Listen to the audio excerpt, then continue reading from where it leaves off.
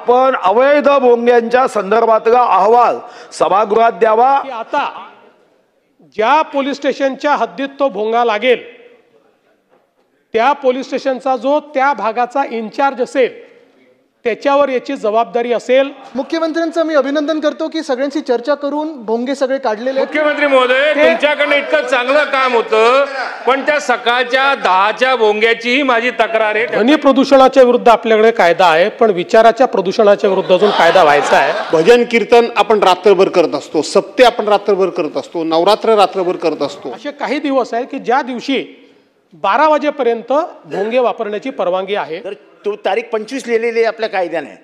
मग 24च्या मासची परवानगी मागायला पोलिसांकडे जेव्हा ते जातात तेव्हा ते त्यांना परिपत्रक दाखवतात, 25ला आहे। अध्यक्ष महाराज, मी माननीय मुख्यमंत्री महोदय व शासनाचं अभिनंदन करेन की आपण हायकोर्ट किंवा तत्सम न्यायमूर्तींनी दिलेल्या आदेशाच्या संदर्भात एक SOP म्हणजे प्रमाणित कार्यप्रणालीचं अध्यक्ष महाराज आपण अंमलबजावणी करण्यासाठी SOP ही कार्यप्रणाली निर्गमित केली।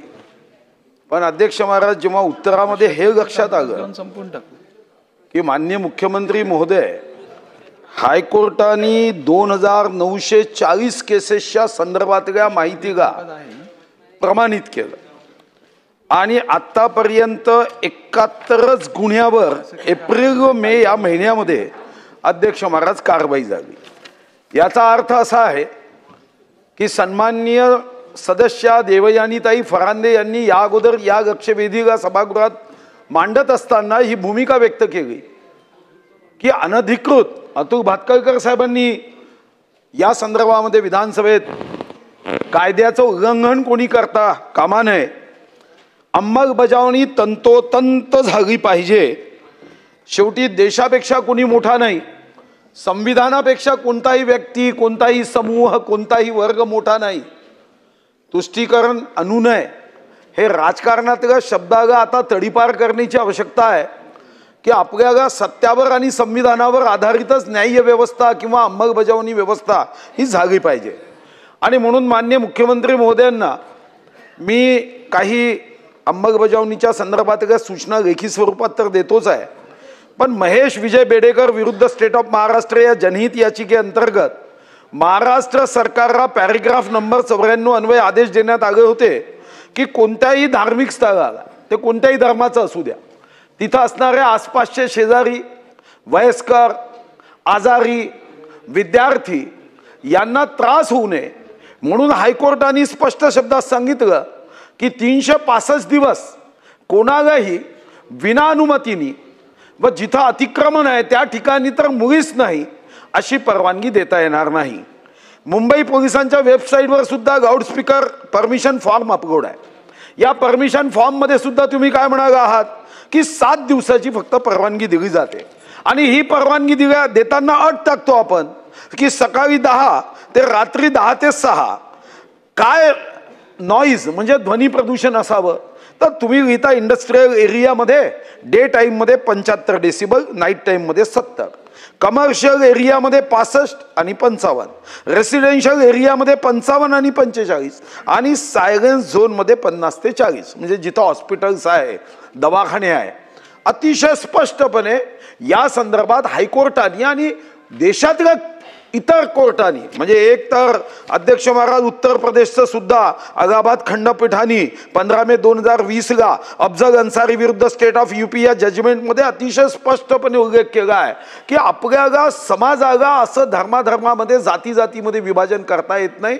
भारतीय समाज याला कोणत्याही पद्धतीचा त्रास होऊ नये याची काळजी घेण्याची जबाबदारी प्रत्येक समाजावर आहे, प्रत्येक जाती समूहावर आहे, प्रत्येक धर्मावर आहे। आपल्याला काही दिवसापुरतं मर्यादित या संदर्भात परवानगी ही घेणं हे समजू शकतं, पण अध्यक्ष महाराज 365 दिवस या संदर्भामध्ये देता येणार नाही।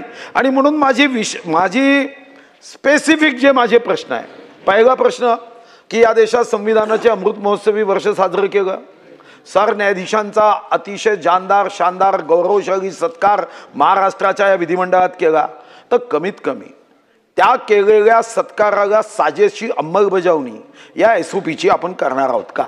2940 अध्यक्ष महाराज हायकोर्टाने त्यांच्या जजमेंटमध्ये दिलाय की अनधिकृत आहे आणि पुन्हा आपणच SOP जी केली त्या SOP मध्ये आपण अतिशय स्पष्ट शब्दात सांगितलं आहे की यामध्ये काय काय कारवाई कशी कशी केली पाहिजे. यासाठी कोणाची वाट पाहण्याची आवश्यकता नाही आहे. तुम्ही सांगितलं आहे की यामध्ये पहिला जर गुन्हा केला तर त्याला समज दिली पाहिजे, मान्य आहे. दुसऱ्या गुन्ह्याला तुम्ही सांगितलं की त्याला शिक्षा दिली पाहिजे. तिसऱ्या गुन्ह्याच्या संदर्भात तर माझा स्पेसिफिक प्रश्न मुख्यमंत्री महोदयांना आहे की पोलिसांवरचा ताण हा वाढतोय हे मला मान्य आहे. गुन्ह्यांची संख्या वाढते आहे मला मान्य आहे. कलियुग आहे त्याला साजेसे गुन्हे होत आहे हेही मान्य आहे. पण अध्यक्ष महाराज मग आपल्याला तशाच पद्धतीच्या व्यवस्थाही उभ्या करण्याची आवश्यकता आहे. मग या गोष्टींच्या संदर्भामध्ये एक 90 वर्षाचा खाटेवर पडणारा एखादा आजारी व्यक्ती तुमच्याकडे येऊन कंप्लेंट नाही करू शकणार. तुमच्या SOP मध्ये तुम्ही स्पेसिफिक सुमोटो कारवाई केली पाहिजे.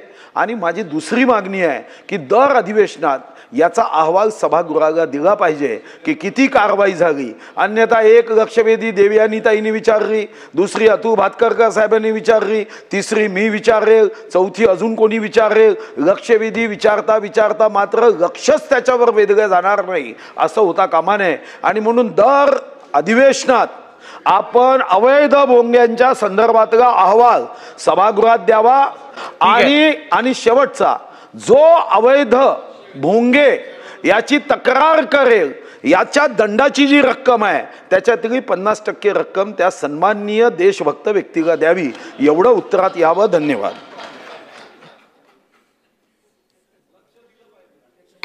अध्यक्ष महोदय, मी कलियुगातच उत्तर देतो. माननीय सुधीर भाऊंनी अतिशय महत्त्वाच्या विषयाकडे लक्ष वेधलेलं आहे आणि सुधीर भाऊंना अपेक्षित अशा प्रकारचीच कारवाई सरकारने केलेली आहे. सुधीर भाऊ, आत्तापर्यंत 3367 धार्मिक स्थळांवरचे भोंगे आपण हटवलेले आहेत.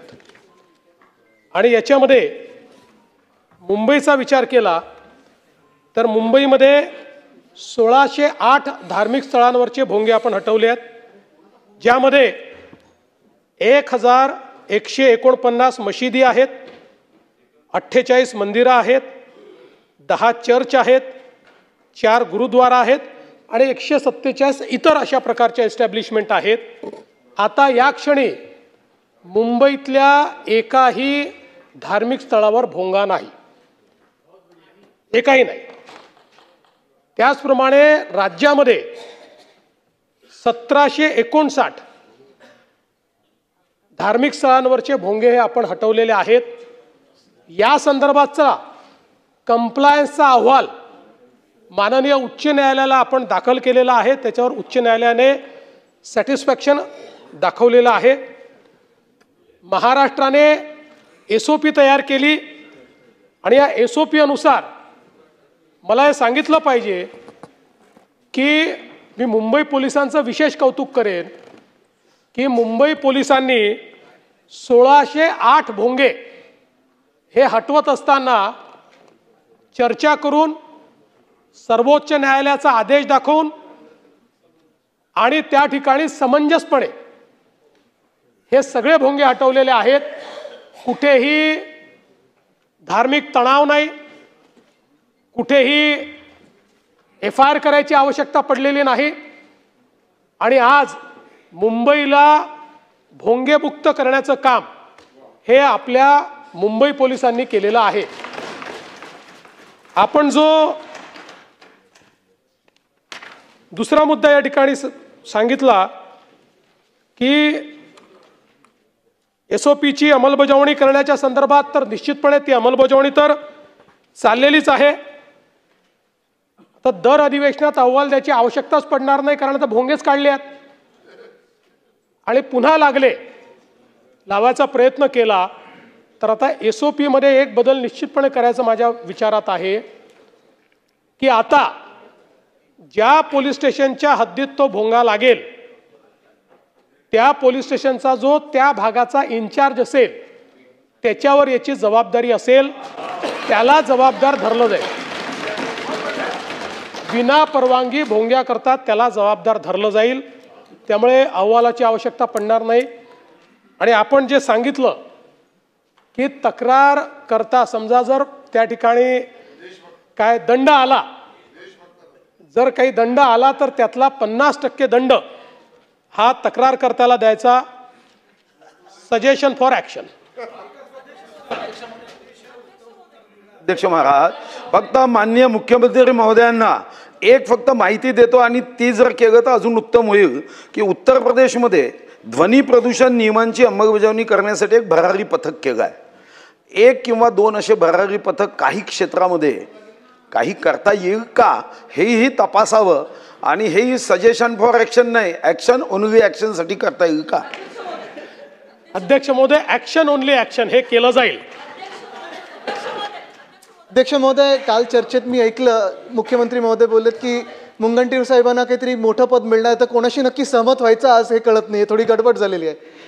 तरी देखील मुख्यमंत्री महोदयांना माझी एक विनंती राहील आणि सूचना देखील राहील. प्रश्न आहे खरं तर, करतोच, अभिनंदन करतो. परवानगी आहे तुमची? नाही, मी नक्कीच करतोय. मुख्यमंत्र्यांचं मी अभिनंदन करतो की सगळ्यांशी चर्चा करून भोंगे सगळे काढलेले आहेत. मी मनापासून अभिनंदन करतो, त्याच्यात काही कुठेही दुमत नाहीच आहे. पण मुख्यमंत्री महोदय, आता गणपतीचा सण येणार आहे, नवरात्रीचा सण येणार आहे, दहीहंडी देखील आहे. आणि पहिल्या दिवशी 10व्या दिवशी वगैरे जे काही मिरवणुकी होतात किंवा जे आता तात्पुरतं धार्मिक स्थळ निर्माण होतात मंडपांमध्ये, अनेकदा आम्ही पाहतो की स्थानिक पोलीस स्टेशनमधून त्या तिकडच्या मंडळाला सतवलं जातं, परवानगी असताना सतवलं जातं. तर मुख्यमंत्री महोदय, जर डेसिबल पाळलं, सगळे परवानगी असतील, तर आपण आश्वासित कराल का की ह्या जर काही मंडळांना सतवलं तर त्यांच्यावर काहीतरी आपण एक रेग्युलेशन कराल की ह्याच्यावर असं पुढे सतवलं जाणार नाही आणि जे सतवतील त्यांच्यावर कारवाई होईल?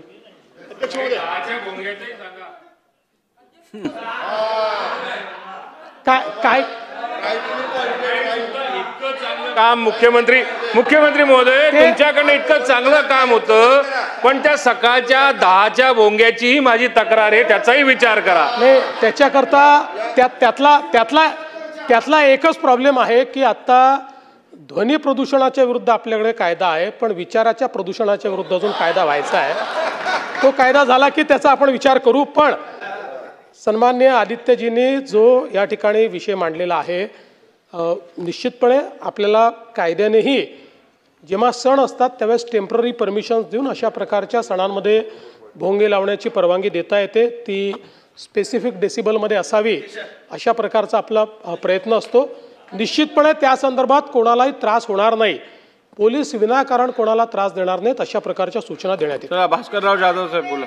सन्माननीय अध्यक्ष महोदय, हा राज्यामधला अत्यंत सेन्सिटिव्ह असा विषय खूप कौशल्याने हाताळला गेला, त्याबद्दल सर्वांनाच आनंद आहे. कारण आपल्याला कुठेही तणाव, धार्मिक तणाव, समाजामधले तणाव कोणालाच नको आहेत. अध्यक्ष महोदय, माझ्या माहितीप्रमाणे सुप्रीम कोर्टाने जे आदेश दिलेले आहेत ते रात्री 10 वाजेपर्यंतच तुम्ही अशा पद्धतीचे स्पीकर म्हणा, भोंगे म्हणा, हे लावू शकता. परंतु आमच्याकडे अडचण अशी आहे अध्यक्ष महोदय, आपण समजून घ्या की शिमगा महिना आला की कोकणामध्ये महिने रात्रभर आमच्याकडे हे वाजत असतात, स्पीकर वाजत असतात. जे आहे ते कबूल केलं पाहिजे. भजन कीर्तन आपण रात्रभर करत असतो, सप्ते आपण रात्रभर करत असतो, नवरात्र रात्रभर करत असतो.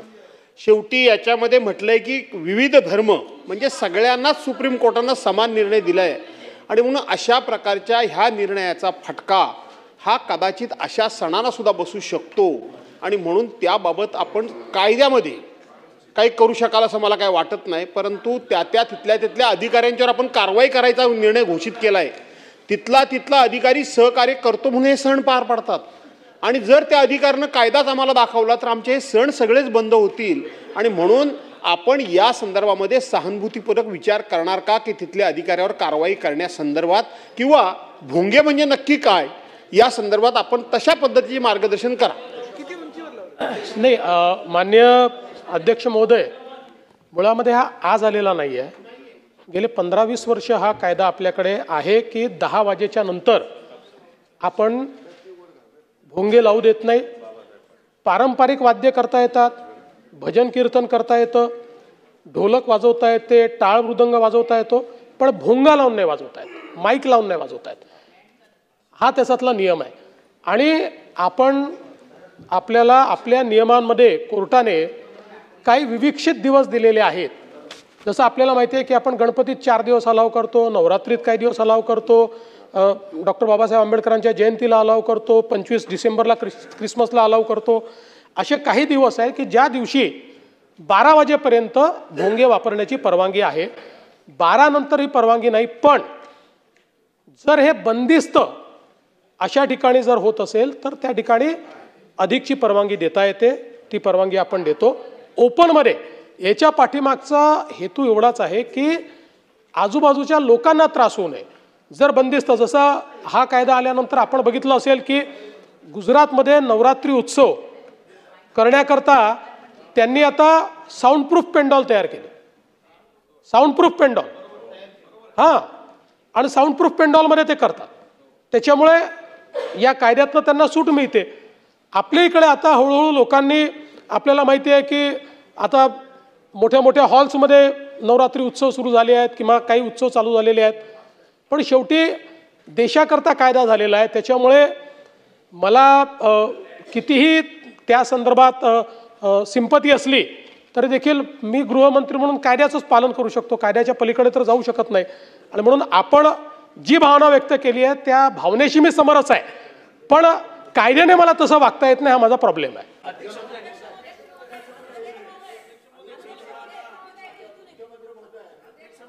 महोदय, मी राज्याचे मुख्यमंत्री आदरणीय देवेंद्र फडणवीस साहेब यांचं मनापासून अभिनंदन करते की मागच्या मार्च महिन्याच्या अधिवेशनामध्ये लक्षवेधीद्वारे मी हा प्रश्न उपस्थित केला होता, मुद्दा, आणि राज्याच्या पोलीस महासंचालकांनी आदरणीय मुख्यमंत्री महोदयांनी हाऊसमध्ये उत्तर दिल्यानंतर त्याचं पत्रक जे आहे 11 एप्रिल 2025 नंतर काढलं आणि मुंबईमधले सर्व भोंगे जे आहेत ते बंद करण्यात आले, एक सोडून.